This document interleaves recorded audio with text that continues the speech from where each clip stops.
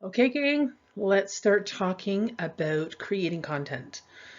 Now, content, it's actually not as hard as we make it out to be, but there's certain ways that we can speak in our content that will actually attract, engage, motivate, and convert our audience to paying clients. So we're not going to go into a whole lot about the language today to use in these posts. We're going to talk about some best practices in the different types of posts that you should be cycling through. And those different kinds of posts, they all start with C. That's why it's called the 5 Cs. And if you've got any marketing background at all, you know there are actually 5 other Cs that we think about in marketing. But for our sake as online professionals, we have these 5 different kinds of posts, and they each have a different purpose.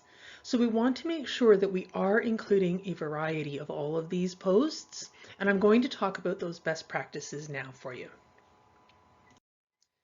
So before we start, I just want to make sure, before you continue on in this, learning this is not going to be helpful to you right now if you have not identified who your target audience is, who your ideal client is, what their challenges and problems are, what their motivations are, and what they need or want.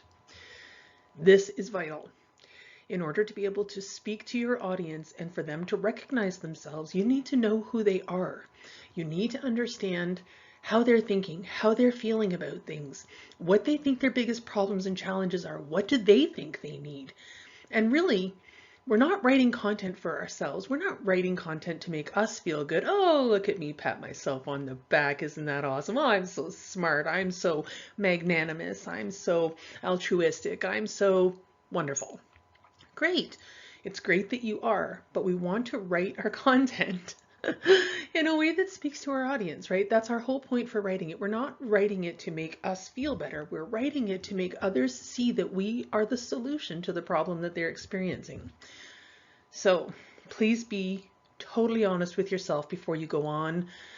If you have not fully fleshed out who your ideal client is, and if you don't feel completely solid in that, I do want to recommend that you just hold off on this particular training video and get that done first, okay? All right, let's talk about vanity metrics. The whole purpose of creating content is to generate leads.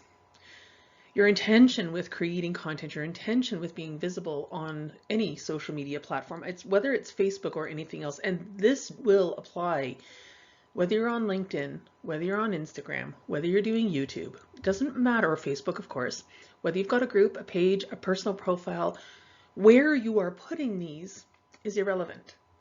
Each of these post types will work in each of those or on each of those platforms. The difference would be, for example, on TikTok, you're going to say it, not write it. Same thing with YouTube, right? However, one thing that I think is really important that we understand, vanity metrics like likes, those are not leads. Those are people being kind. Those are people feeling some kind of mild connection.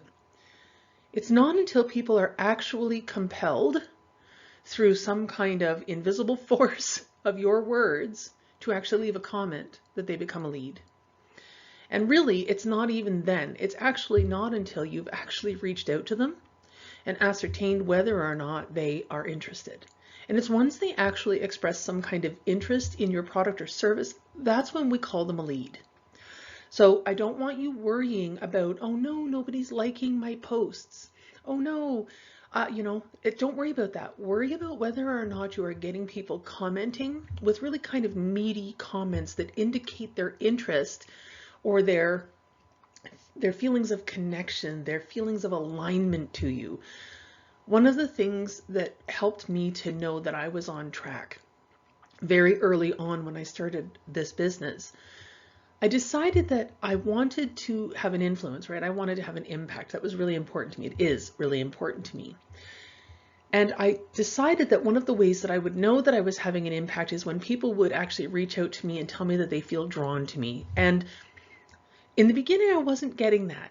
And so I started to shift and I started to change and I started to actually be even more authentically me. And once I started doing that, and once I started to be intentional about planning these 5 different types of content, And I would sit down and be very strategic about what I was going to say on what week. Am I going to do themes? Am I going to do, you know, more of this type or more of that type? What's my purpose this week? As I sat down and thought that through, I found that I was getting significantly higher engagement. I was getting significantly more interaction. And I was finding that people I had not seen or heard from before were now suddenly reaching out to me. And here's the important thing to also remember, guys. Well, there's your know your ideal client. First, know your ideal client. We are spiritual beings having a human experience. And why I say this as opposed to be human, you are having a human experience, right? Our point of being on this planet is to build connection. We know that in Maslow's hierarchy of needs, although he's got it on at number 3, we know through more research and experience as humans in a more modern age, we actually know that connection is vital to our survival. It's not just vital to our survival because we help to keep each other safe. It actually helps us feel grounded. It helps us to feel like we belong. And that sense of belonging is really vital to our overall experience as humans and our happiness and our contentment and our levels of joy and our belief in ourselves and all of these other things. So what I'm suggesting is that as you're writing these, I want you to dive into your really truly authentic self and be a human being. Don't be thinking all the time of, oh my gosh, how can I convince people to do what I need, do what I want, take my offer? Don't be thinking that. Be thinking about, how do I be more human? How do I reach out and connect with other humans? Because then those people that you are waiting for or that are waiting for you, they will find you. I know this to be true. Okay, let's dive right in. Let's talk first about community posts. So you'll see in the corner I've said, not a selling post. So you're going to see that I've actually got 3 different kinds of posts that are actually specifically not about selling at all. They're about doing things like, in this case, you know, it's a filler, it's engagement, it's revving up your algorithm, it's trying to get your posts on more people's news feeds. Let's imagine you have 750 friends. Ask yourself this.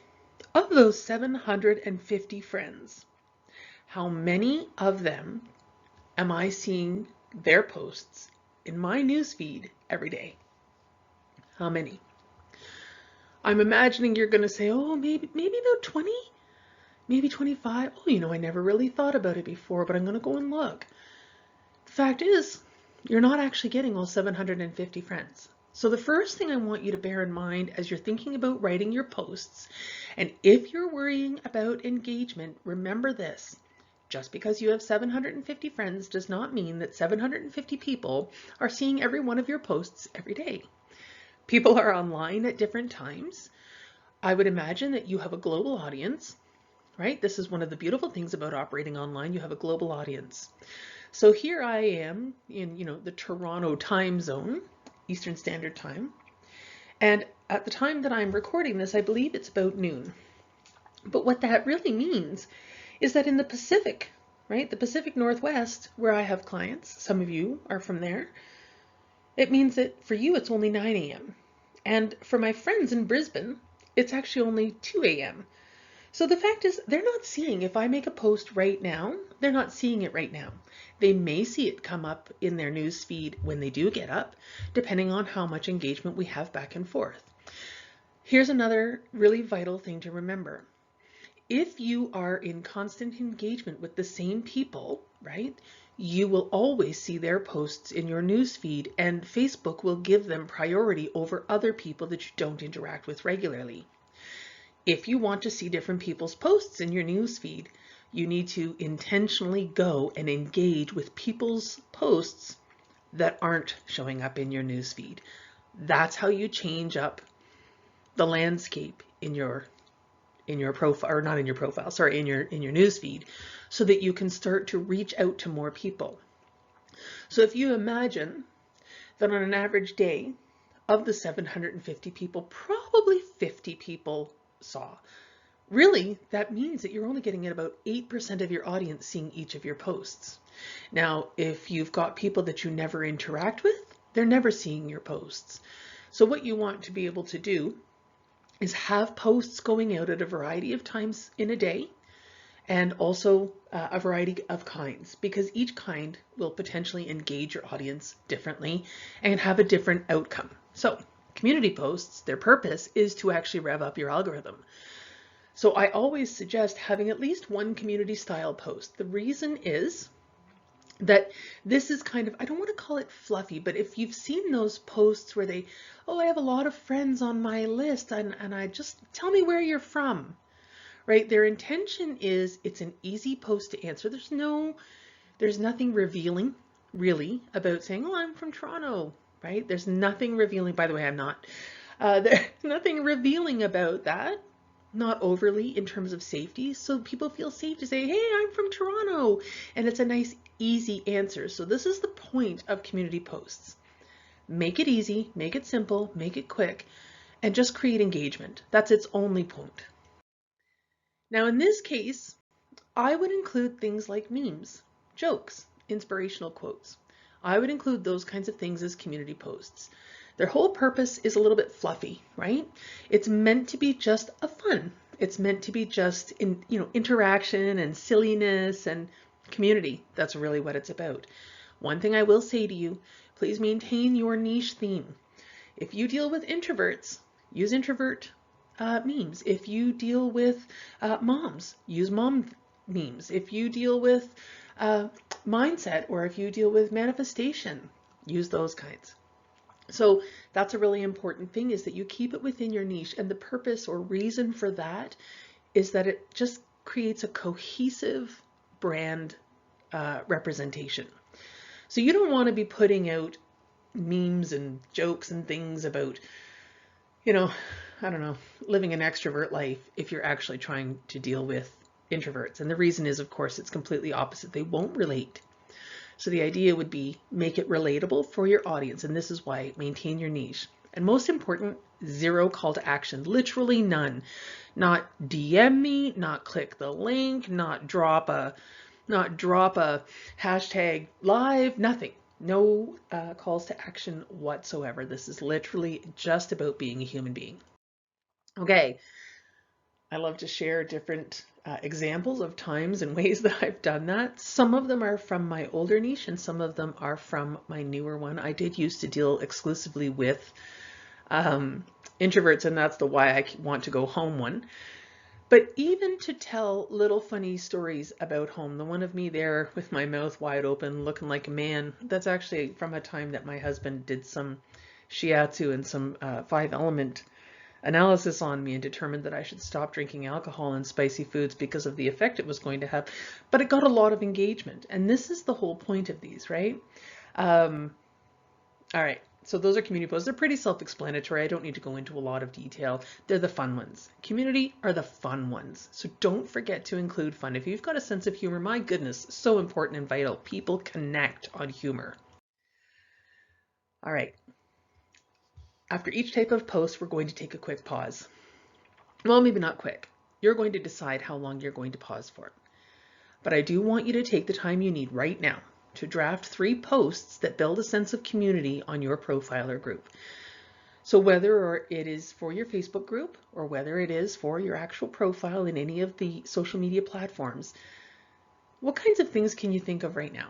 And if we were to go back, let me see if I can go back. Oh, I can't go back. All right. So now we're going to move on to conversation posts. Again, not a selling post. So this one again is not to have a call to action, but the purpose of this one is to actually open the door to the DM. So in a conversation post, you might put a small call to action, maybe. I wouldn't recommend it though. Instead, I would consider, because you're going to be asking an open-ended question at the end and people will be leaving comments, that this is where you're going to actually spend some time in the comments, engaging with them, asking, questions back to them as they've made a comment, make a relevant reply to them, and then ask another question. When they give the answer, then you'll get to move it into the DMs. Okay, does that make sense? So our purpose with conversation posts really are to open up a two-way conversation. That's its whole purpose. We are trying to not create a community group conversation. We are trying to create a conversation between you and the person who commented, with the ultimate objective of taking it to the DMs. Okay. These ones tend to be lighter topics. All right. So I want you to think again about creating conversation in your comments, and always include a question at the end. So that's the call to action in this case. So when I say call to action, I mean reach out to me in the DMs if you want more information. I mean drop me a VIP in the comments. Gosh, what else? Drop me a coupon in the comments. Like, there's so many things that people say, and I don't use that particular style, so I'm trying to think of them off the top of my head, and I'm not really succeeding. I usually say your next step is to reach out to me in the DMs. But always include a question, and it should be an open-ended question, not a closed question. So an open-ended question, if you haven't taken that training yet, is a question that requires at least a 4 or 5 word answer. Okay, where a closed question requires 1 or 2 words. Yes, no, I do like, I don't like, I do, I don't, right? So anything that's an opposite, it's a polarizing kind of question where there's an absolute is a closed one. And we don't want to use those in conversation posts because they actually don't engender furthering the conversation. So using an open-ended question at the bottom or even somewhere in the middle, I like to say put it at the bottom because it's the last thing they read. You've given them an instruction really by asking that question, and then they'll answer it. That's my recommendation, is to put it down at the bottom of that. Here are some examples of conversation posts. So you can see in the upper left corner, how are you feeling today? This one is a this or that. So what could you, and this is when I was actually dealing with female overachievers avoiding burnout and creating balance in their lives. How are you feeling today? Now, I also do a lot of work around incorporating emotional intelligence into your work, and that's where curious and anxious came from. But what works for you? Imagine, for just a moment, imagine you've got a health business. And let's imagine that diet and nutrition are what are your primary things. You could put, you know, a beautiful green salad on one side, and then you could put a gorgeous, you know, steak Oscar on the other side and say this or that, right? So you could do those kinds of things. You could put a treadmill or a walk outside in the woods. You could put, oh gosh, there's so many options. Now imagine that you are some kind of spirituality coach, whether it's manifestation, whether it's Akashic Records, any of those, and you could put things like oracle cards or, I don't know, tarot. You could put incense or essential oils. You could, right? So this or that. So as you're thinking about your niche, what are some things that you could put in there that are choices, this or that? So the other idea is to put a main question. So that would be the who do you serve in your business? And conversation posts typically are based more on the graphic than on the words that are in the actual content of the post. So conversation posts will typically, even ladder posts, in my opinion, belong in this conversation post category. So ladder posts are those 3 lines. Female coaches want to get fully booked without using sales pages or cold DMs? Ask me how. That's a conversation post, right? So those are ladder posts. In my opinion, you're asking for somebody to speak back. To me, that's conversation. You've not made an offer, you've not told your price, and you've not specifically actually, you know, said, here's what I do and how I help. You're actually being a little bit secret about it, and that's why I call that a conversation. I know some of you call conversation posts curiosity posts. So if you've heard it called curiosity post in the past, this is one of those, right? Okay, the other kind of conversation post, polls. Then you could also do one of those, you know, the ones that are like lists. I did one recently that was around cooking. Which of these 40 things have you actually cooked? That's another option. It could be, how do you like your vision boards? It's an opinion one, right? So which of these do you like best? Any of these will engender conversation and inspire people to actually speak up. And it's easy because we're not asking them to identify anything that is negative about themselves. Does that make sense? So if you were to put up a poll that required people to identify themselves, and you can see that I've got a poll on the screen here. Do you struggle to feel comfortable building your network of qualified leads and DMs? And then some choices. Now imagine that somebody, this is a public post. Now imagine that somebody felt that they would be identified. They might not actually click on one of these simply to not be seen, right? So anything that can allow a person to be, what's the word I'm looking for? Confidential. It's not confidential, but anything that allows a person to be just a little bit hidden, always a good thing, because then they're more likely to give you real information if they feel as though they won't have the spotlight shone on them. Is this all making sense? I hope this is making sense. Sometimes, as you know, you must know by now, sometimes I start talking, I get off on a tangent, and I forget where I was going. But in this case, conversation posts, just in a nutshell, really are designed to create a two-way conversation in the comments that will then ultimately lead to the DMs. So these ones should be on topic of your niche, but do not have to specifically, throw it in people's faces, okay? All right, we're going to pause the training again. I really want you to take time right now to draft 3 posts that start a conversation and invite comments. So I want you to think about maybe doing a this or that. What is a poll that you can do? And don't forget, polls help you to do market research. If you don't feel completely clear on the language or the specific most important problem for your client, polls are excellent. It gives you great market research and invites conversation.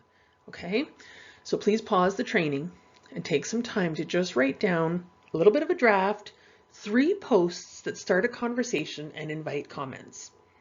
And if you're part of the hybrid program where we have our one-to-one schedule, we are going to sit down and review your drafts and tighten them up so that you can actually put them into your repository of posts or your content library so that you can then start using them and recycling them, okay?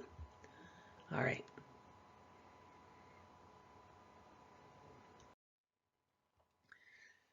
Welcome back. So now we're going to talk about connection posts. Again, a connection post is not a selling post.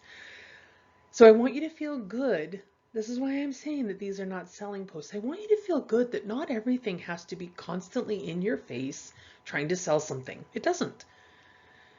In fact, if you are constantly trying to sell people something, they'll get turned off and stop paying attention, right? It's kind of like the boy who cried wolf, right?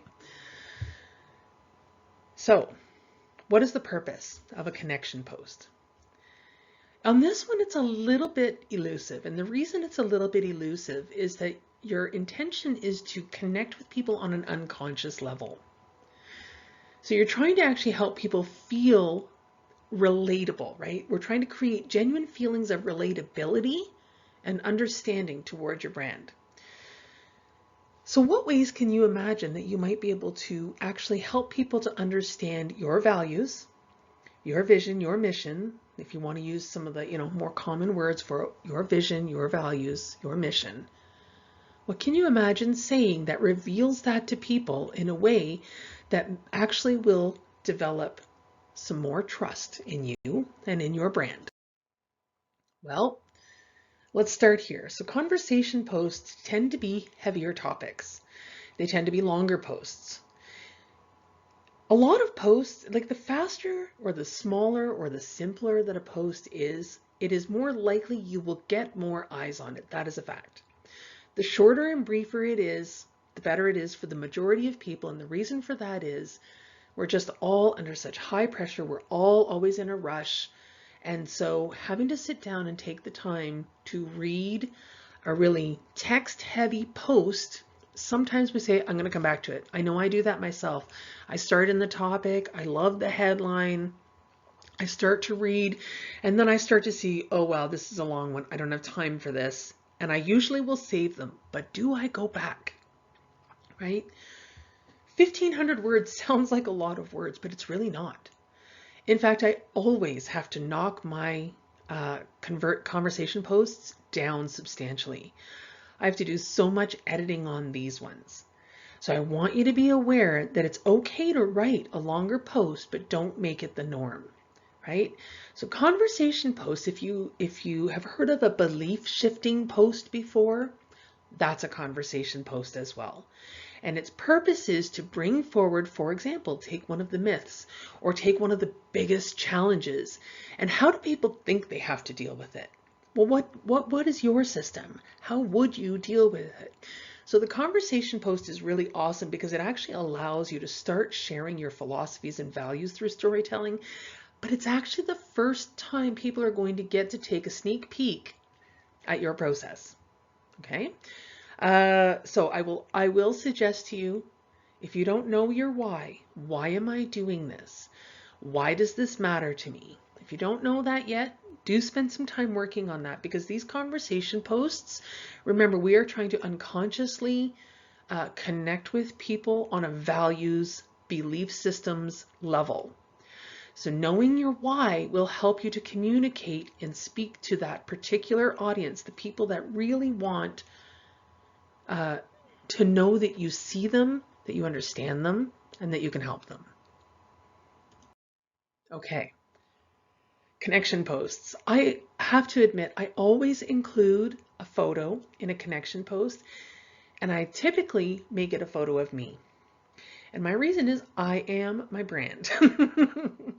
I guess I do have a logo. It's a sunflower with my name in it. But generally speaking, I am my brand. I have a uniquely recognizable face, especially with the shaved head and the glasses. So for me, I am my brand. And so for that reason, that's why I include myself. Now, if, for example, if your brand is better represented by clients in the gym, if your brand is better represented by images of mysticism, right? You've got to think about your brand, and we've done the branding already and talked about ways to help people to feel the feelings that are important to you through branding. So who is your brand? What is your brand? Connection posts are about helping those people to connect to that on an unconscious level. So some great ideas for doing connection posts, and remember, these are going to be a little bit longer. Your philosophy and ideology about your subject expertise, and why not your life? And I say that because there are things that happen in our life, and I'll use this particular post right here as my prime example. In that post, I'm talking about phobias, and a phobia that I have of natural water. But what I tried to do in that post was kind of take a little bit of a shift and just kind of like flip it a little bit on its side. I really wanted to address fear. That was my whole point. So I looked for a story in my life that actually spoke to fear. And my reason for that was because there are so many in my audience who would be afraid of taking their next step, afraid of stepping out of their comfort zone, afraid to raise their price, afraid. So speaking about phobias and my fear of water and, my exploration of it and how I just decided that I'm not going to be afraid anymore and all these other things, it shows people the kind of person that I am and how I approach life. So that's why that's a connection post. Talking about things that you've done in your past are connection posts. So the one with me in the glasses, that, by the way, that's a picture of me when I'm 15 years old, not 17 years old, but it's the only picture I have of me as a teenager. But talking about, where I started my entrepreneurial journey, why it's important to me, why it matters, right? Even speaking, so this next one here, sorry, I can't see my mouse. This one here, this one is actually speaking about my philosophy. It's talking about why should you choose me? And then the last one, again, I like to be funny. I like to be silly. 22 reasons you should not hire me. Or 22 reasons I am not the coach for you, it actually was called. So fun, tongue-in-cheek, and being able to say, here's why you shouldn't hire me if you want somebody who's going to have a superficial interest, right?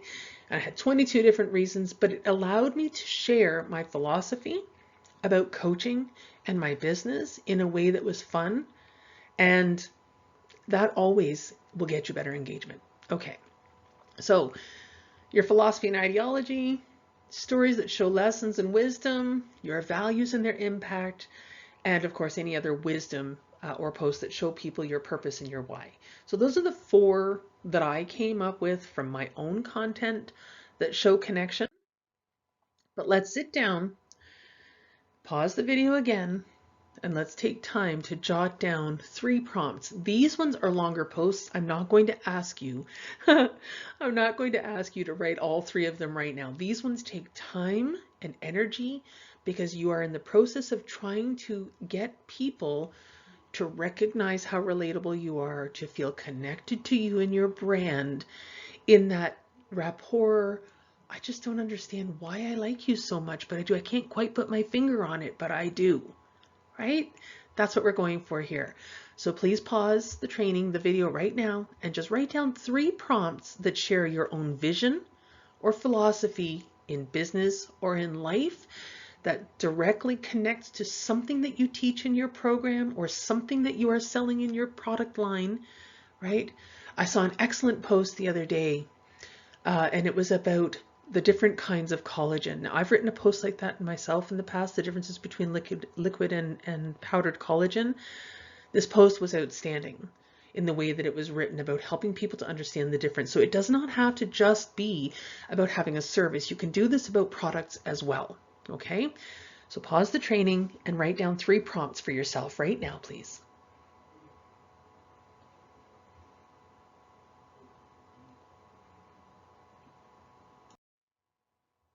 Okay, welcome back. Now we're finally getting into the selling posts. The last 2 types of posts are definitely selling posts. Credibility posts, though, are a softer sell.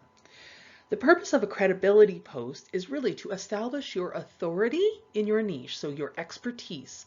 I know what I'm talking about, and also instill trust. I believe that you can do this for me. I believe you've got my best interests at heart. I believe. That's the point of these ones, okay? These ones are about showing people, well, in essence, social proof. So these are soft selling posts, and you are going to include a call to action in these ones. However, what is the most important about credibility posts? This is where we start preventing objections. Okay? I talk a lot about preventing objections in your content and in your messaging, right? Being proactive in speaking to the very things that the majority of people actually will use as the objection, right?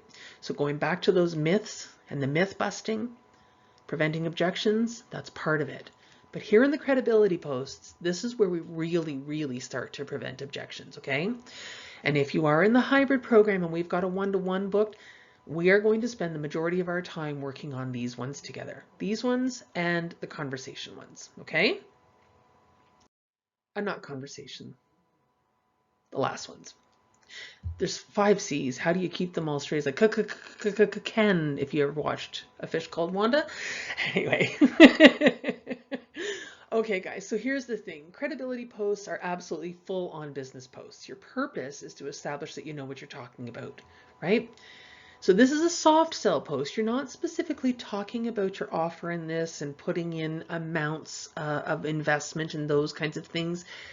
Really, in terms of being able to establish your expertise, this is the kind of post when people say, quote, add value, and you're like, well, how the heck do I do that? What is value, right? What the hell is value? These credibility posts, this is how you're adding value. And on these, I always suggest including a gentle call to action. I'm going to talk a little bit in a second about the difference between, you know, a hardcore call to action and a gentle call to action. But we do want to include some call to action in these credibility posts, okay?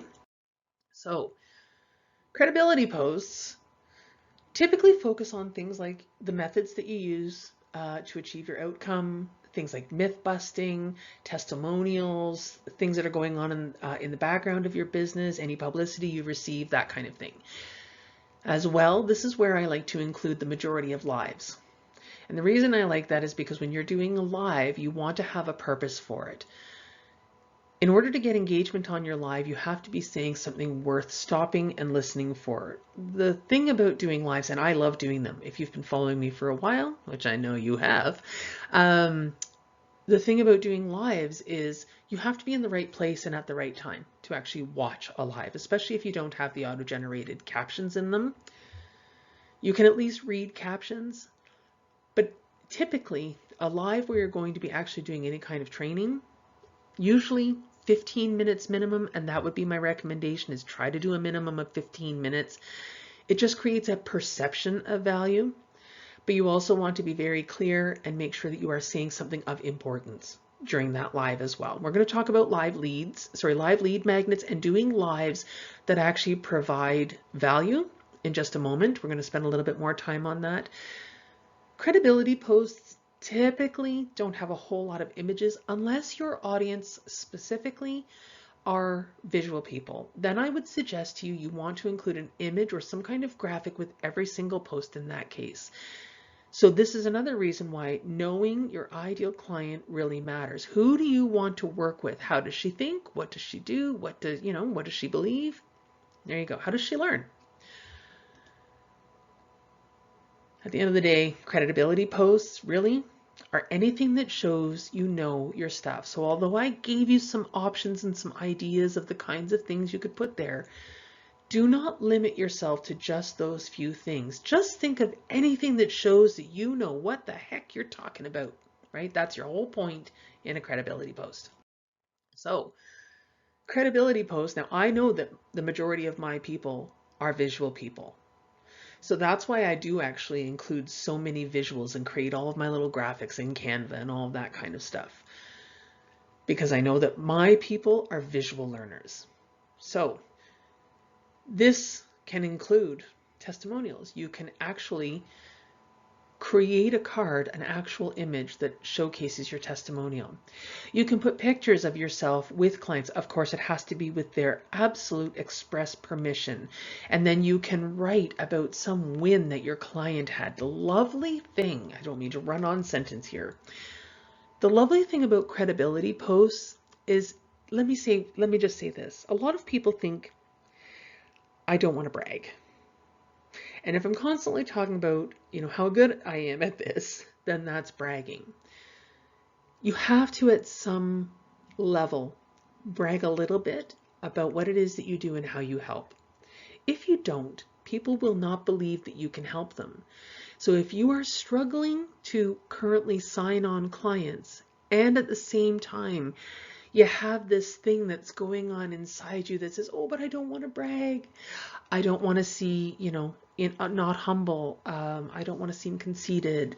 I don't want people to think that I'm a know-it-all. I don't want people to think that I'm obnoxious or egotistical, right? If you've got any of those thoughts at all, and it causes you to put a big giant stop sign up in front of yourself before you start sharing any wins or brags, please let's talk about that.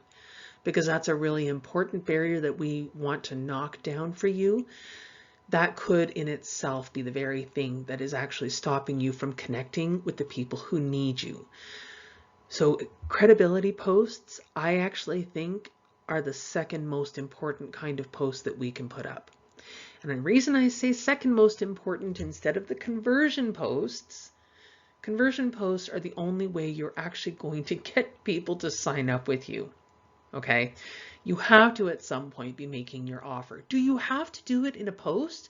No, you don't. If you have excellent process and an ability in the DMs, heck no, you don't have to. You can just put a bunch of credibility posts up, constantly be doing this and not doing an offer, and you could work it all in your DMs. I wouldn't suggest it though. You'll be spending a lot of time in the DMs. And here's what I know about you guys. DMs are not your favorite place. So credibility posts, this is the kind that I focus on a lot of my attention. I put more credibility posts out than any other kind of post. And my next biggest is actually conversion. But that's only because, well, I don't know. I just don't. I do the flip. But my real belief about which ones are most important, my real belief is that putting out conversion posts, putting out offer posts, you should be doing that daily. I do believe you should also be putting out some form of credibility post every day. And you'll see on the screen here, there's a lot of different options for how to actually add value and create credibility. We're going to stop after. We're going to actually go through this next exercise together because I want to share with you kind of the best practices around creating 3 different kinds of credibility posts. Okay. So once we are actually getting through each of these, at the end of each type, I really do ask you to pause the video again and put down some notes or draft 3 types that are going to be able to help you, or 3 posts I should say of each type that are going to help you to establish your expertise. All right, let's start first with myth busting posts. So myth busting, we all have myths. No matter what your niche is, you've got myths, right? And we're going to talk about some of those myths in just a second. But credibility posts that are about myths can be written posts. They can be an infographic. They can be an image. You could do a live. How you put that out is really not important. But what's important is that you identify the most common misbeliefs related to your field. Don't just choose kind of those ones that are out in the middle of nowhere that people are like, oh, I never even knew that was. And of course, I had lots of examples before I started talking, and now suddenly they're all gone. And a lot of them are around spirituality, but even around business. Okay, so let's think about one in business. You know, if I have to drop my price when somebody objects to how much something costs, I have to drop my price. That is a very common misconception, right? So I could do a post about why that's not true, and that's a myth-busting post. In this case, I would suggest creating a headline that starts with the word myth, and then say what the myth is. And I believe you'll see when I'm going on to all of my best practices, I like putting a headline in every credibility post and every offer post. I don't always put them in the other 3 types, but absolutely without fail in the credibility posts and the offer posts or the conversion posts, okay? So let's talk. This is not a video. I know it looks like it is. Let's talk for a moment about some of these myths. All right, if you are a diet or nutrition coach, or you offer a diet or nutrition program like an Optavia or anything like that, you might consider doing myth busting around the notion that calories in versus calories out is the only way you can lose weight. That's one way. Deprivation issues. Talk about how actually deprivation is actually counterintuitive. Or how about diet foods don't taste good? So I'm thinking specifically again of something more like an Optavia or a Jenny Craig, one of the programs that has the meals that they provide for you. From what I understand, they actually taste pretty darn good. Right, Teresa? So you could do one about that. You could do them on a regular basis.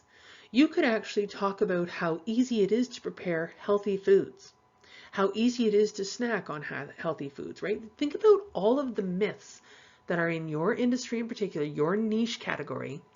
What are those myths? All right, let's talk about manifestation and spirituality. Okay, honestly, the number 1 myth that needs to be talked about more in this, and if you believe this, let's talk. You must have positive thoughts for manifestation to work. You don't. So manifestation and spirituality, people with ADHD can't meditate, or spiritual people can't have or don't have bad days. How would you counter those? And that's really the point. These are just kind of little prompts that I tried to come up with to help in each of the categories, right? Business being my area, selling is pure manipulation. Most of you who came to me had feelings around actually selling and how icky it felt, how manipulative you felt, sleazy, like all kinds of words around that. So I could have used any of those words to talk about how selling actually is not pure manipulation. You can feel really good selling, right? And you see the other ones there. So myth busting in itself, think about what are the most common misconceptions in mindset. My favorite one of these ones was that vulnerability is a weakness.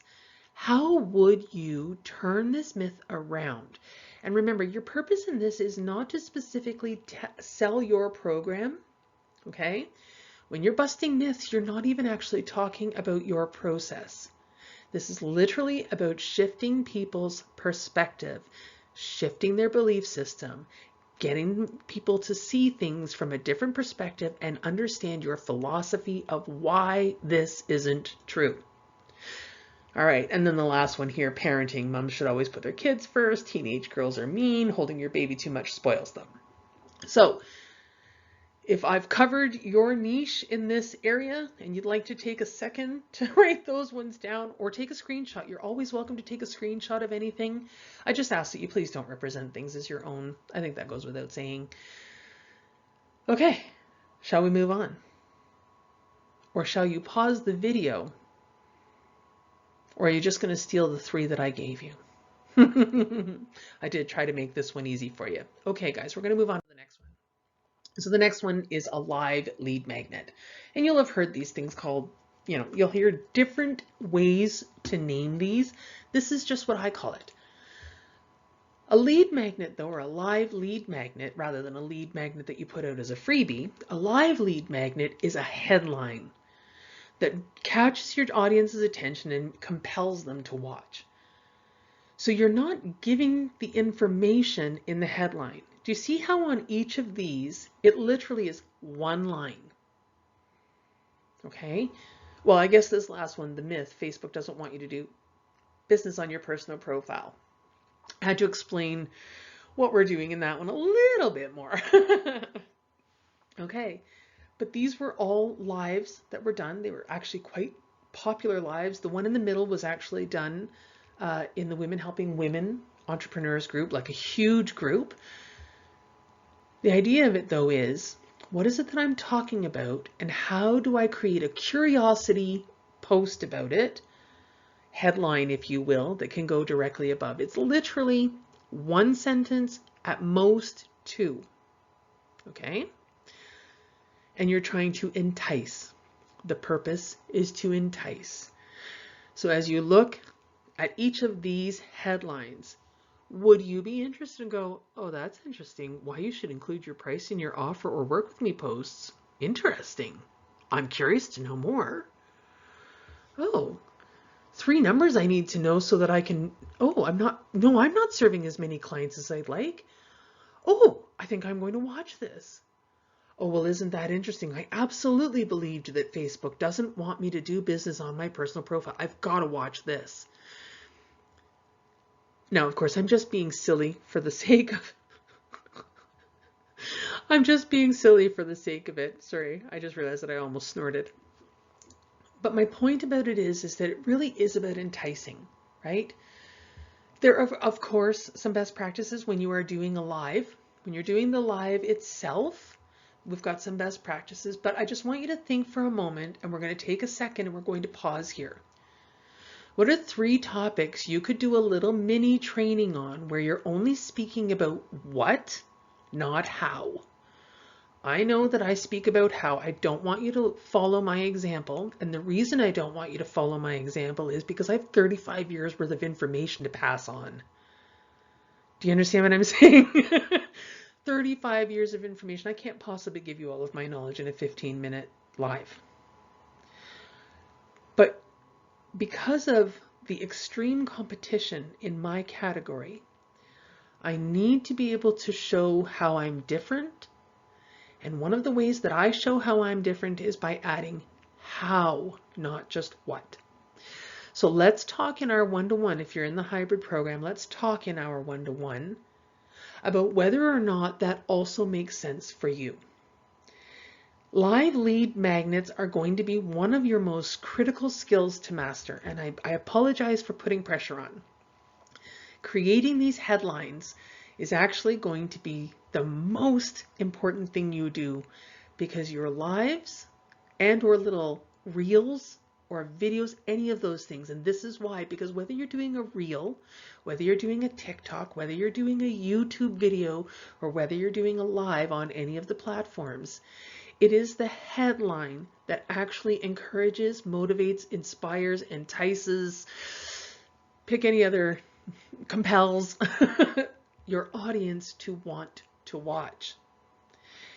It's great that you're doing a training. It's great that you're doing a live, but if nobody is watching it, right? Your intention with any of the content that you do is to have it be consumed. In order to get it consumed, you need to be, like put it out there. You need to like, woo, here I am. This is what I'm doing. Hey, you want to know this? Hey, shiny, shiny, shiny, shiny, shiny, shiny. That's really your point with this. Sorry, I get silly sometimes.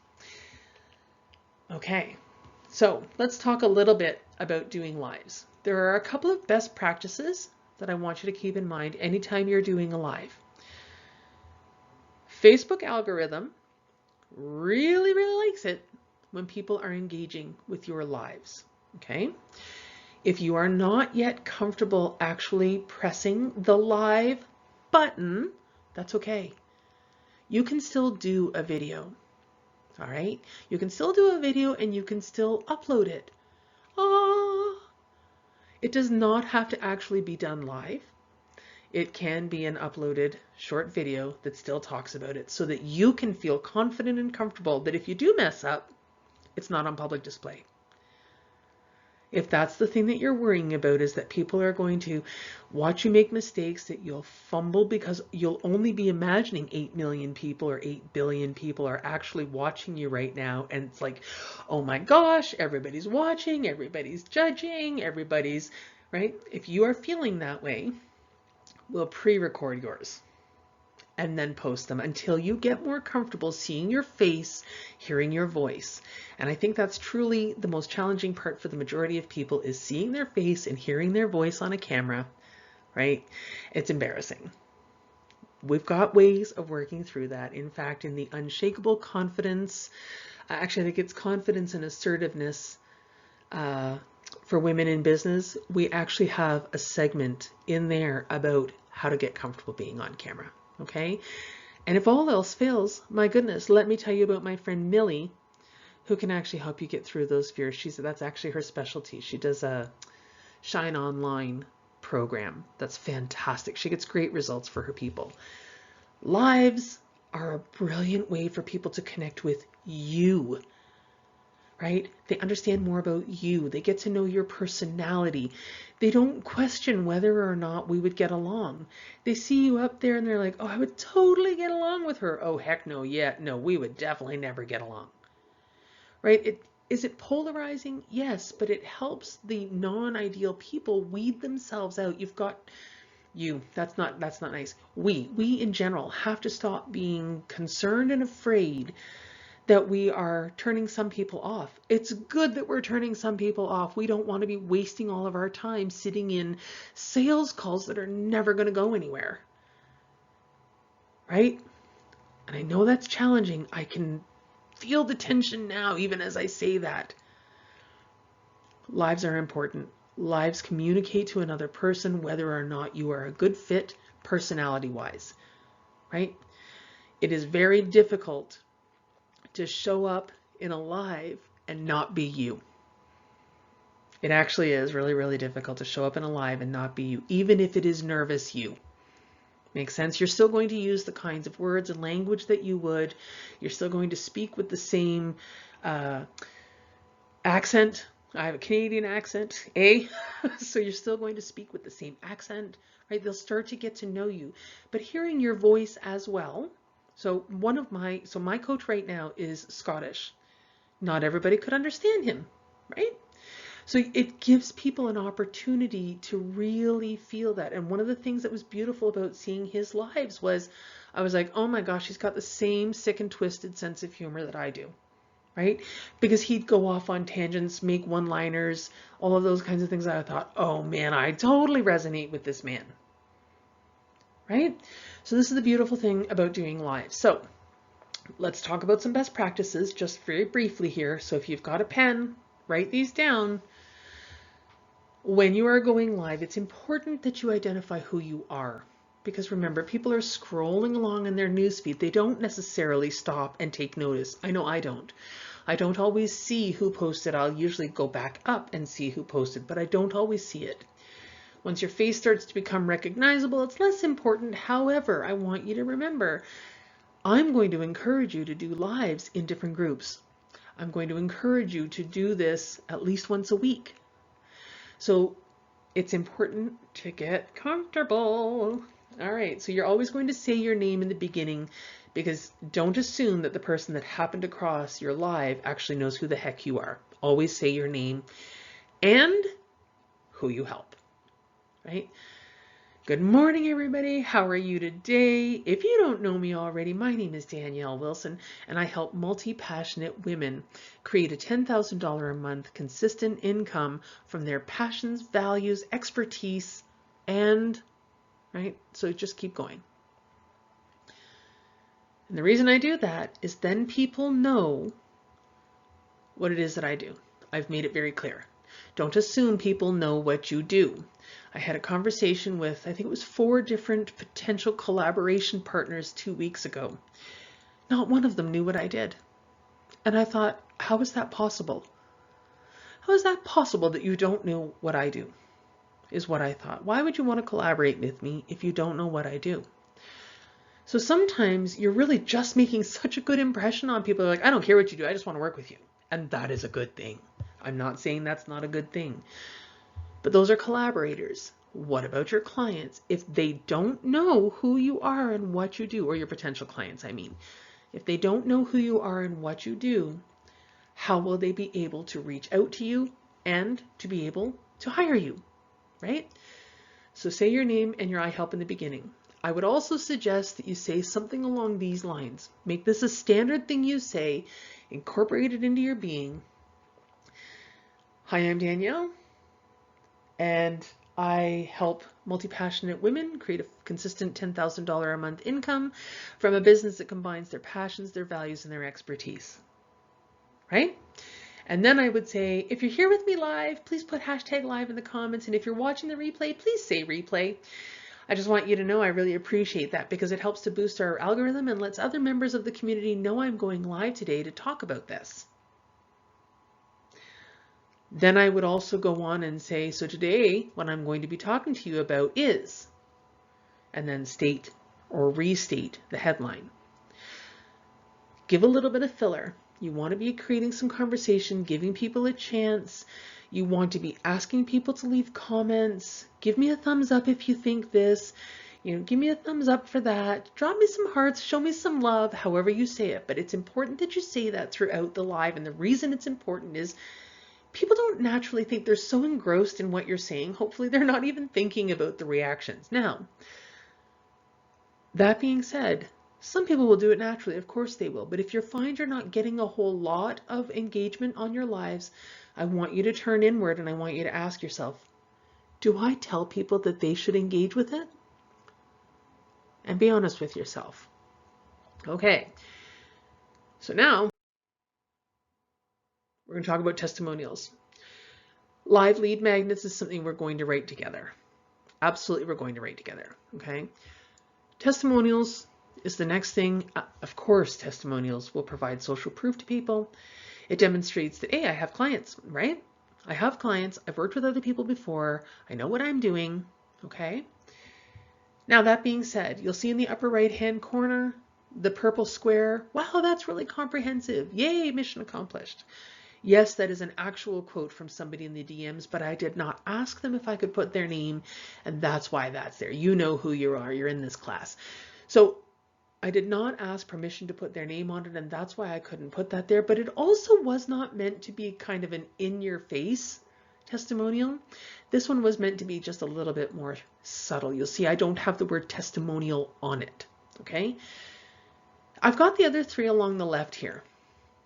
1, 2, 3. The reason I've included those, part of our program is to talk about raving fans and referrals, okay? Raving fans talk about you to other people unprompted. And that's what those 3 are along the left. Those are my clients saying to other people, you got to talk to Danielle. You got to talk to Danielle. I can't say enough wonderful things about Danielle. You've got to talk to Danielle. These were just 3 examples that I could quickly find in the last, I think, week.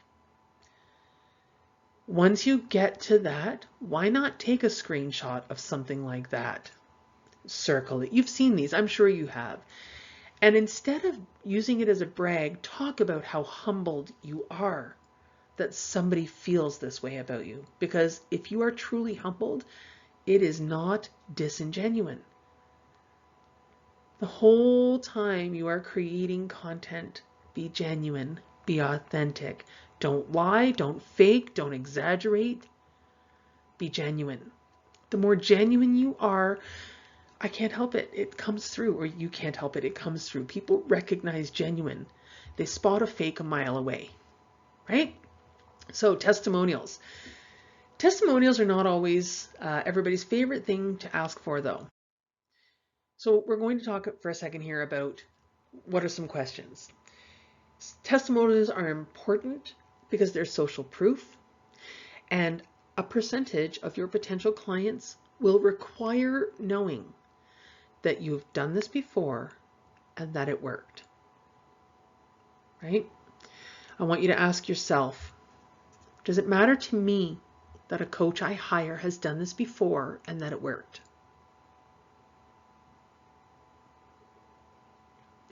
I think you're nodding. That's what I think. So, testimonials. I mean, this is why Google reviews are such a huge thing, right? So, testimonials are social proof. You can do it written or video, although video, of course, is more powerful. And the reason it's more powerful is because the person who's actually delivering the testimonial, their emotion is coming through, right? You can read words for a testimonial, absolutely, but you are reading that with your own tone of voice. If you are watching and hearing another person giving a testimonial and they are using their voice, their emotions, it just simply does have a more emotionally relevant impact on the listener. Okay. The question I get asked all the time is when? When should I be asking my client to give me a testimonial? Really, you could be asking it anytime. Anytime the client expresses that they're happy with the support they've received from you. And the reason I say that is because now you have a direct tie-in.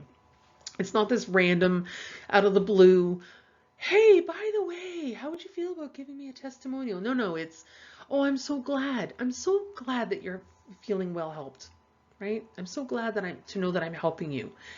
Listen, would you be open to sharing your experience in a testimonial for me? It would really help me. I know that you know that word of mouth always goes further, right?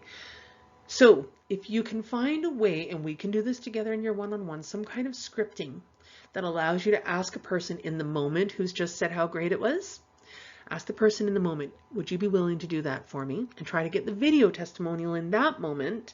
That's great.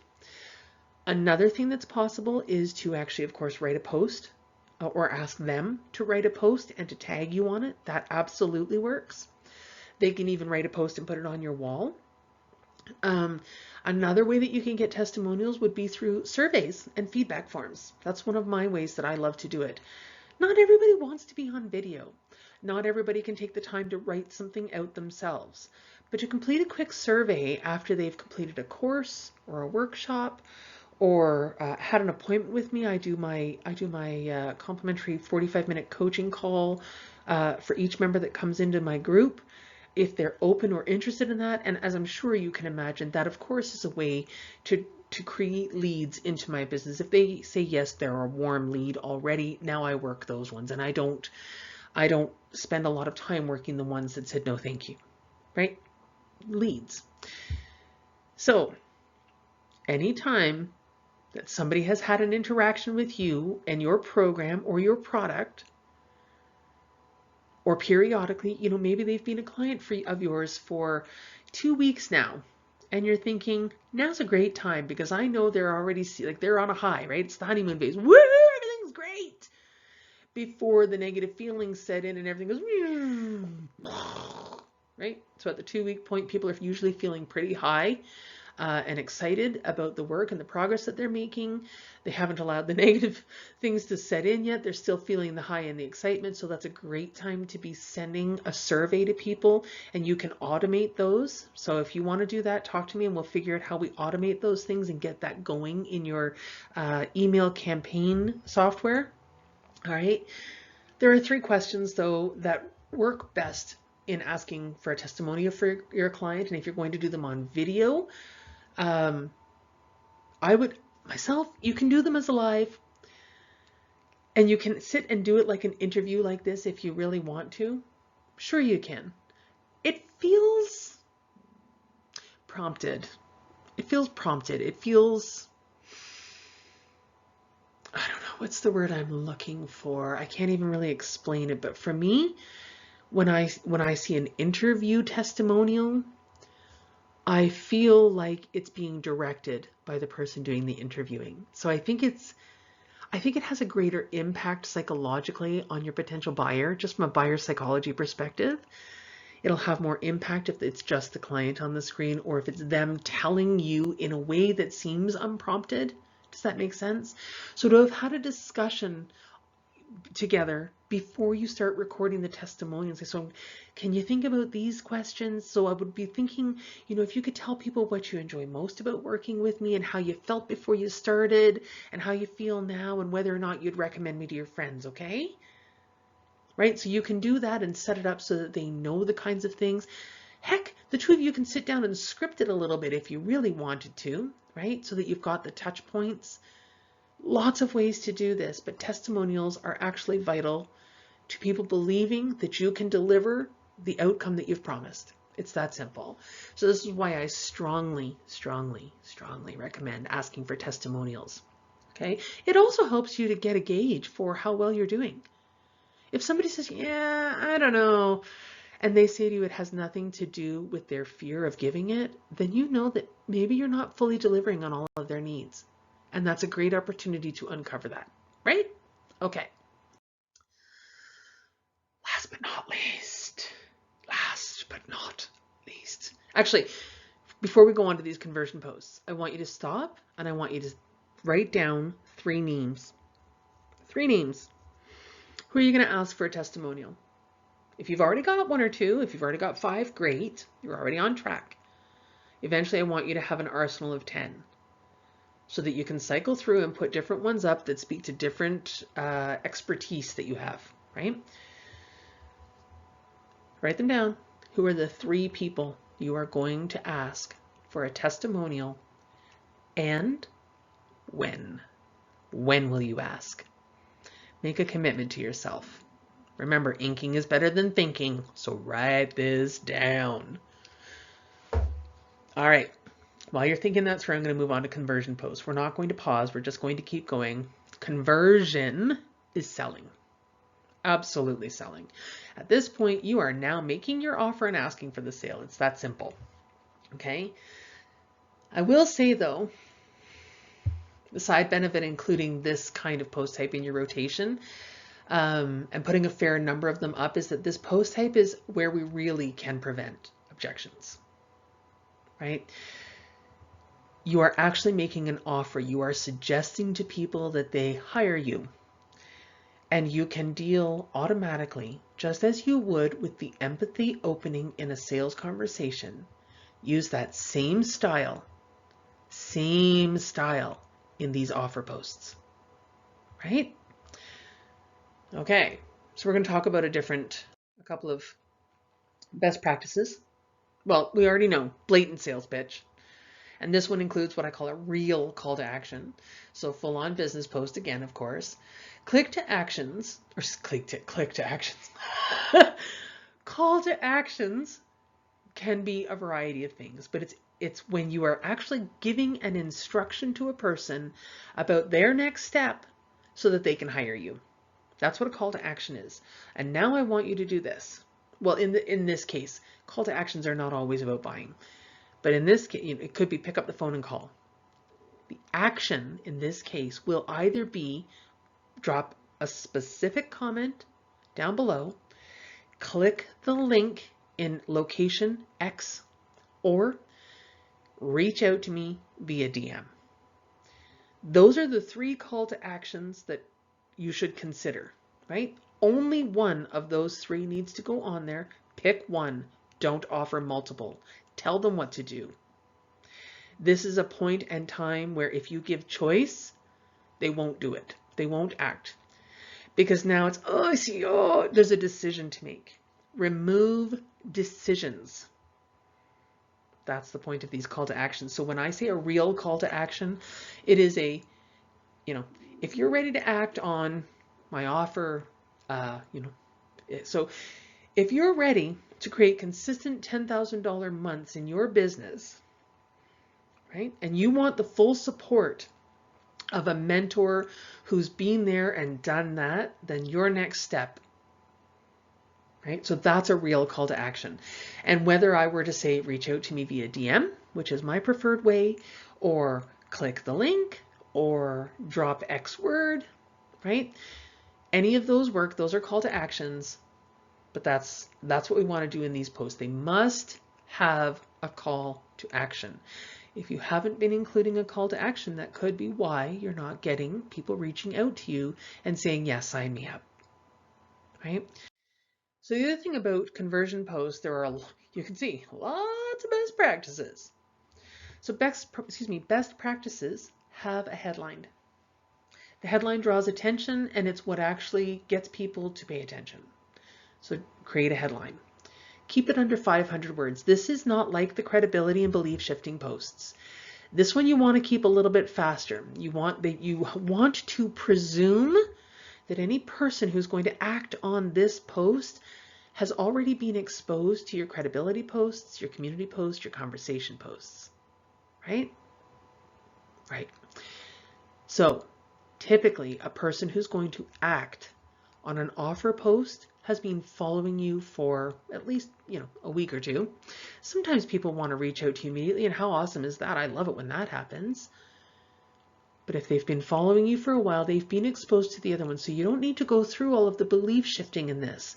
This is literally to lay out in black and white who I help, how I help them, in the sense of they start here, they go there. When they come to me, they're here. When I'm done with them, they are there.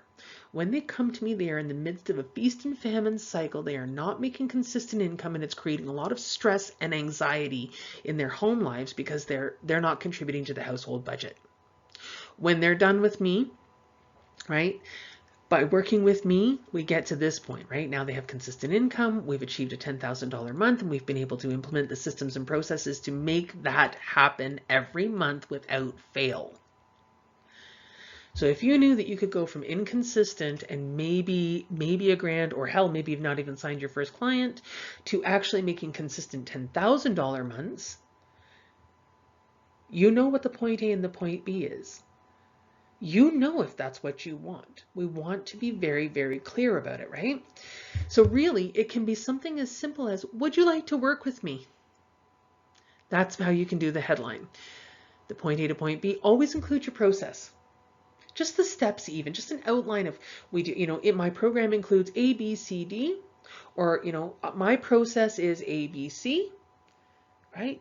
However we're going to do that, we want to include either the process steps or, the names of your 3-step process, or, what are some other ways you can do that? Because what I want to suggest is that do include a brief highlight of an example of that in action, right?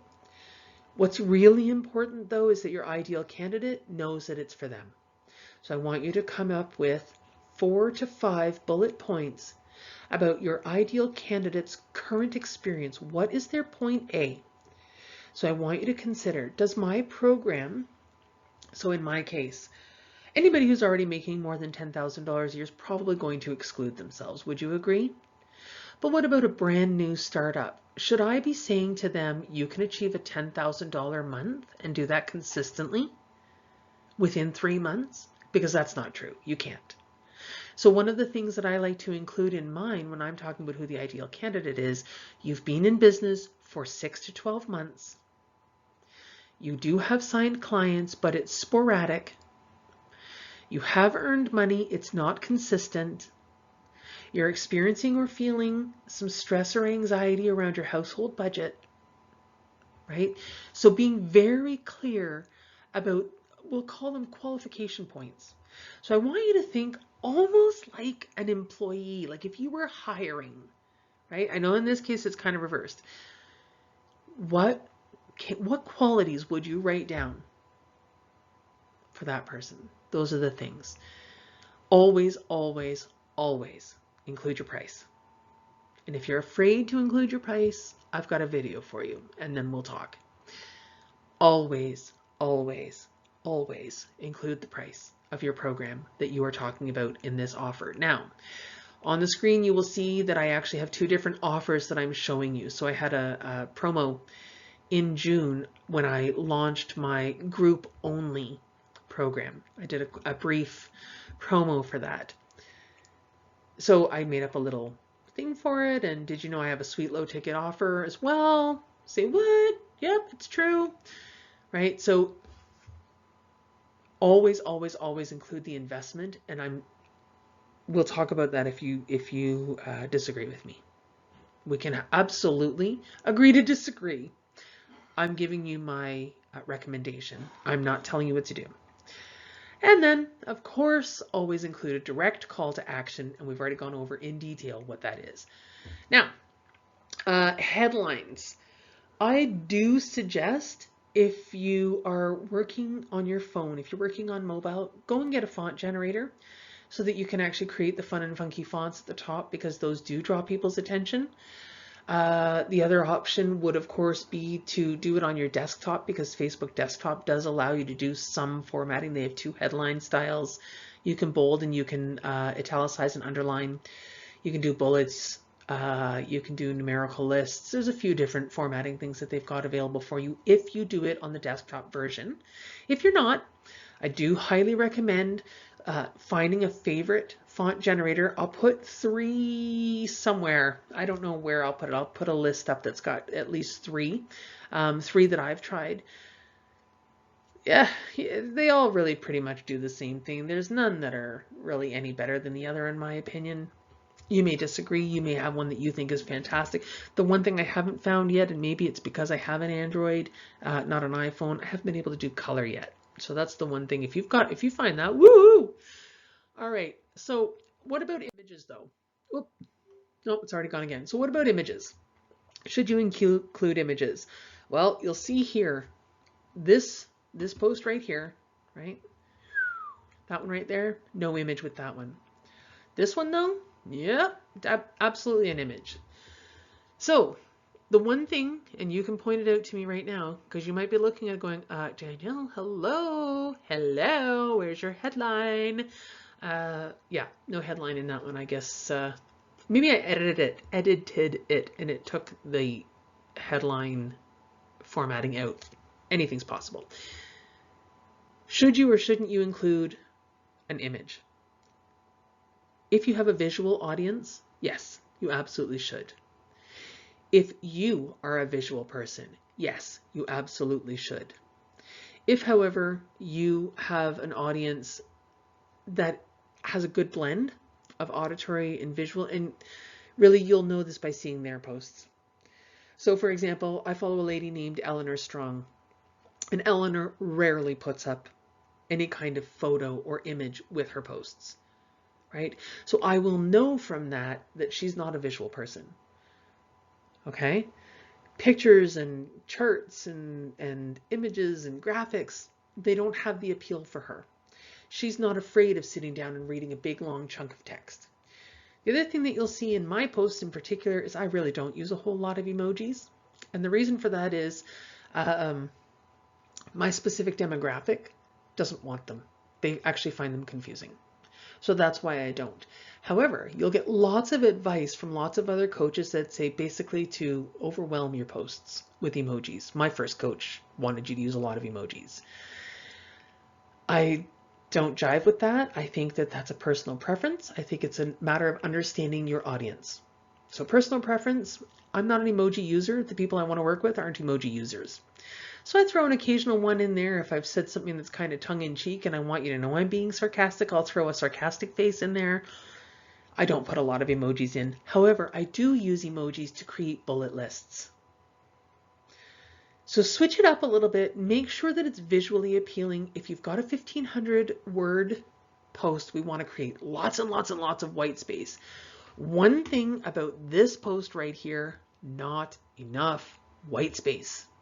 Not enough. Now, you've probably encountered issues when trying to put a post up on Facebook that is a larger piece. It's okay. you just do space, like you do return, return, put a couple of spaces in, maybe put a period in, and that will actually give you like a double spaced gap in between. You can make it as big or as small as you want, but you do have to actually put the spaces in or it doesn't hold on to it. Anyway, okay, so let's talk about some best practices when it comes to conversion posts. I want you to be putting one of these up every day. That is my absolute recommendation. You should be making offers every day, generating leads and making offers every single day. And this is why I'm going to say to you that if you are only going to be posting once a day, you are going to be going back and forth. Credibility post, conversion post, community post, conversion post, credibility post, conversion post. So if you're only going to post once a day, we want to concentrate on 2 to 3 types of these. Okay? If you're going to be posting more than that, I promise I've got a content calendar layout for you coming up very, very shortly. You're going to get a chance to see what a possible layout could look like. I would suggest planning it out in advance. If you do the planning in advance and you create a system that's going to work for you, it just takes the thinking out of it. It makes it so easy. It's also why I recommend recycling posts. Again, your whole audience isn't seeing it the first time, so don't worry about it. And you don't think that they saw 5, 10, 20, 100 other posts in between the last time you put that up and this time? Maybe your mom's going to remember that it was exactly the same post because she reads everything you write. And she's like, oh, I'm so proud of my beautiful girl, right? But your audience doesn't. Your audience doesn't. I say those things about my girl. That's where that came from. So your audience doesn't. So don't be worrying that, oh no, I'm like a broken record. Oh no, I keep putting up the same post. Listen, I follow people who only have 6 posts and just keep cycling through them. And yet they get lots of engagement. And the reason for that is that different people are seeing their posts every time. And the reason for that is they're posting at different times of the day, right? Maybe they'll change it from a green background to a purple background. Maybe they'll change it from, this picture to that picture, right? You can make things fresh and new very easily. And we'll talk about that in our one-to-one. So a conversion post every day is my recommendation. And my reason for that is because you need people to be knowing, and I don't make offer posts every day. I do fall down on that. I get caught up in all the other million things that I'm trying to do. Don't make excuses like I do. Anyway, yeah, isn't that good? A coach that says, don't do what I do. Okay. So a conversion post every day. Create 4 to 5 of these. You don't need to make 100 of them. You don't have to reinvent the wheel every day. Each of these 2 that you're seeing on the screen now have now been recycled through my group and through my profile. Hell, I think I've even put them on Women Helping Women, possibly even in Heart Centered, Tash Corbin's group. So I've put these posts out in a variety of places and I recycle them, these 2 in particular. Okay. So when should you be putting out conversion posts in particular? So I've got a thing there that says every time you launch a new offer, change your offer, tweak your iHelp, always announce it. Always put that out. And that is a conversion post. Talk about it and then say if you'd like to learn more, reach out or drop this in the comments. Always, always, always. All right. You're going to pause the training again right now. Okay, I just want you to actually draft 1. Here's what I want you to put in there. I want you to put in there, what is my point A and point B? What is my headline? What are my ideal clients' current situations and challenges? And if you want to make a list of 20 of those, you go right ahead. We will pick and choose the most important or high priority ones in our one-on-one. Put some bullet points down about where they are now. Draft a headline. Ready? Okay, pause the video and start writing.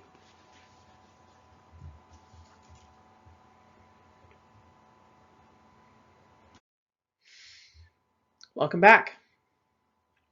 Did you do okay? Did you get 3 headlines? Or sorry, I actually only said 1. Did you get a good headline? Are you feeling good about it?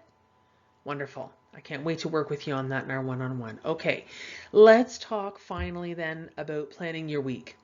So You can see here that I've talked about, pre-writing and recycling posts. I will say, conversation and community posts, don't recycle those. Don't recycle those particular kinds. Those are the funny ones, the joke ones, the ones that are really just about revving up your algorithm and engaging. You could recycle them, I guess. Unless you're going to do that annually, I wouldn't. I'm thinking that the conversion, credibility, and connection posts, those ones can be recycled. Conversion posts, those ones can be recycled every month. Credibility posts, you could be recycling those every month to 2 months, right? Same with the connection ones, every month to 2 months. There's no reason to be reinventing the wheel. So build up an arsenal of those. But the conversation in the community, really respond more to real-time or life events. So we've had so many major upheavals in North America in the last few months. Everything from Will Smith to Johnny Depp to Roe v. Wade, right? Like, we could go on and on. Respond in real time to current events or your life events to create conversation or build community. In my mind, those are the best ways to do it because, again, it's about showing that you're a human being. I also suggest don't post business posts on the weekend, and my reason for that is you need a break. I'm begging you to take a break. I'm begging you to create balance. If you are going to create a 7-day cycle, I worry about you. We'll just stop there. Okay, so recycling your posts, though, you have 2 choices. You can obviously put them into a folder, like a virtual folder on your desktop or, on the cloud, something like that, so that you're not having to retype them out all the time. One of the things that I use, though, is I actually use the save feature on Facebook, and I have a little folder that says repost. So I've actually created a folder in my saved content on Facebook called repost, and those are all my own posts. Or it could be somebody else's post that I'm like, wow, that's a really good topic. So it's just a reminder for the topic. Never, never, never, never, never, never plagiarize another person's content. That's just unethical. Okay. Next. All right. This is one option for a very, very, very busy week. Now, if you have a group, the beautiful thing in a Facebook group is, of course, you can schedule your posts. And I would absolutely be scheduling my conversion posts and my credibility posts. I would absolutely be scheduling those. I would also be coming up with 10 to 20 community posts or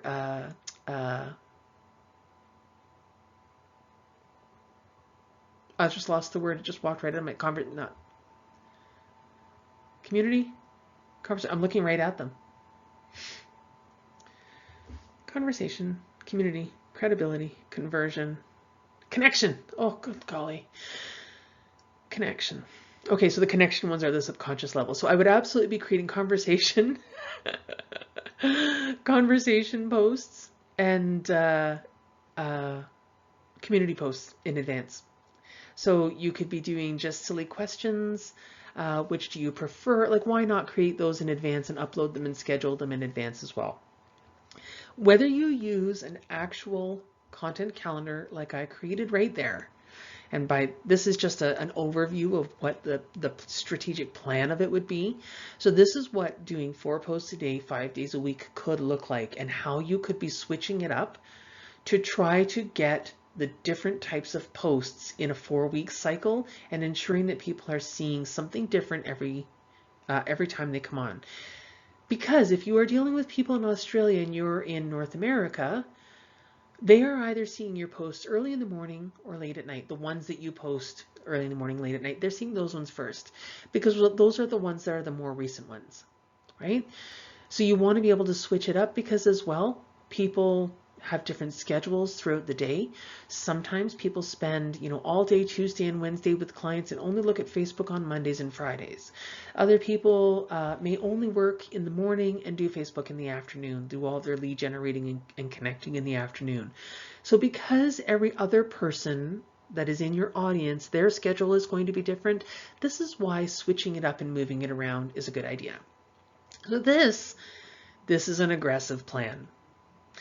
When I first started as a coach online, I tried my hardest to follow a plan like this. Guess what happened? You saying burned out?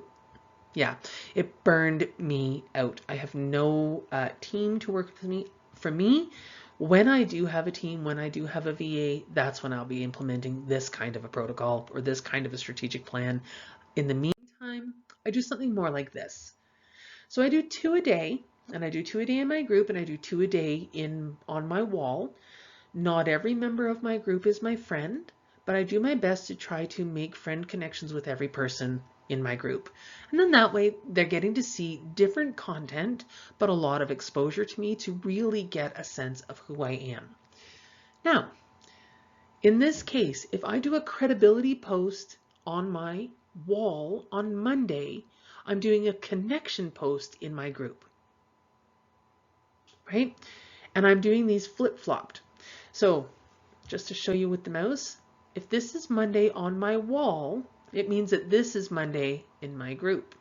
And if this is Tuesday in my group, then this is Tuesday on my wall. But I try to put these ones together so that it's always a flip-flop, flip-flop, flip-flop.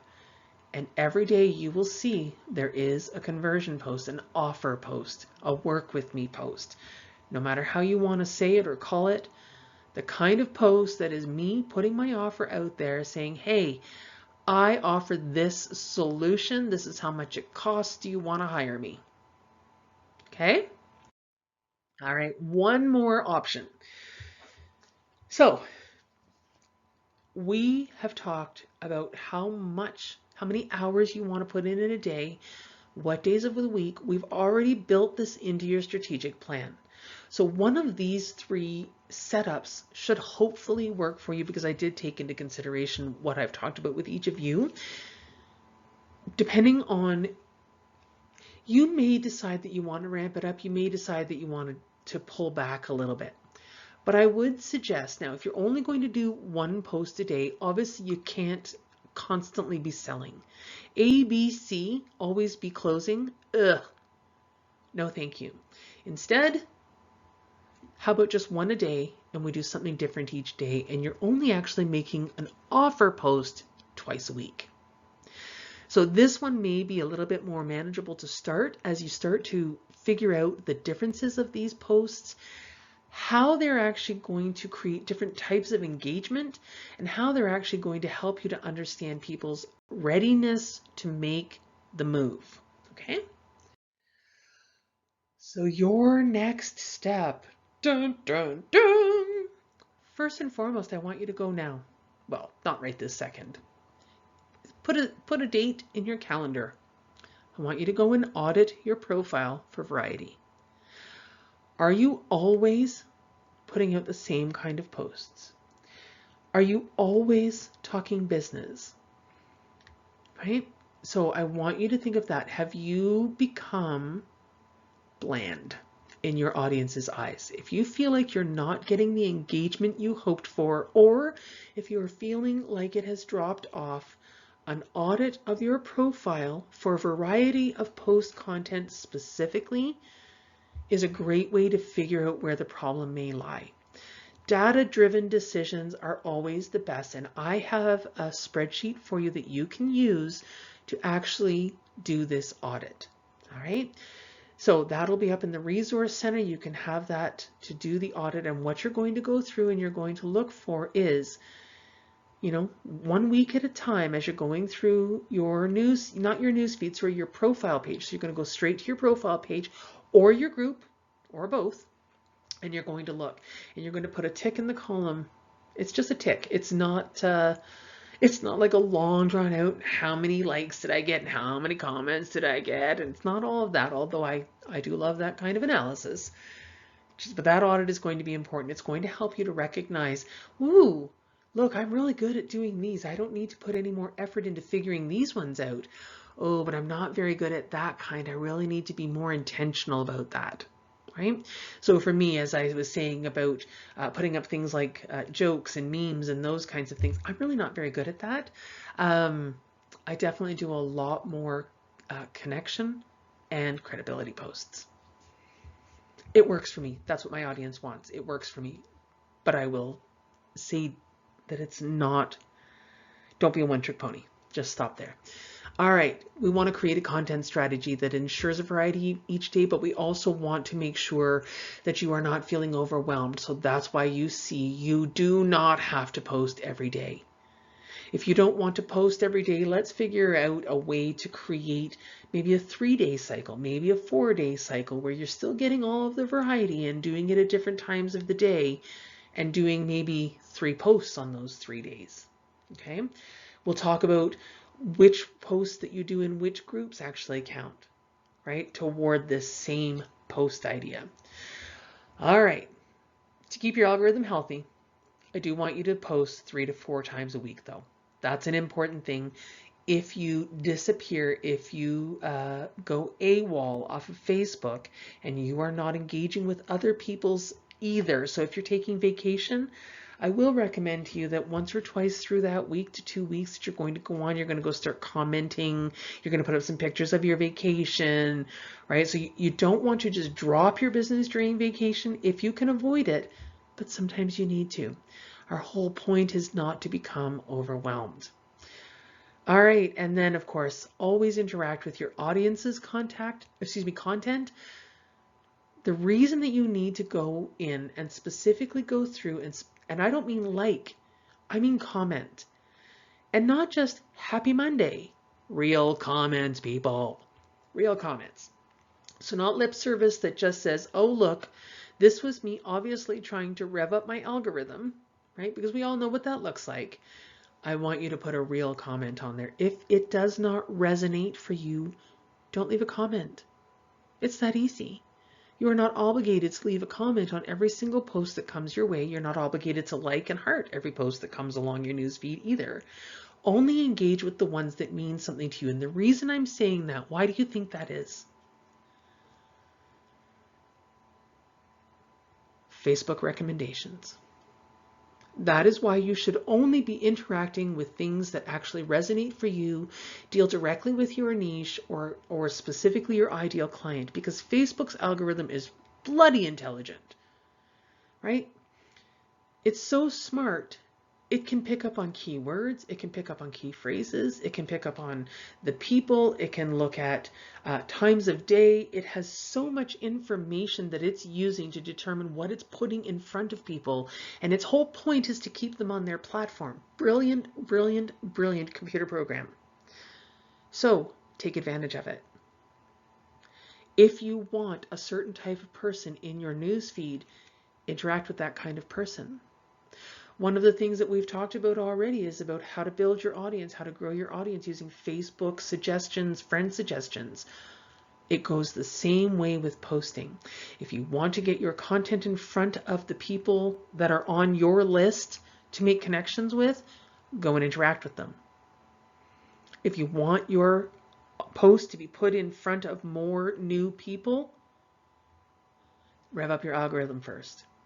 And always know that when Facebook says, oh, hey, look, what a great and popular post, right? So once you start to get a lot of engagement, and this is why we end with an open question, because engagement is not likes. Engagement is comments.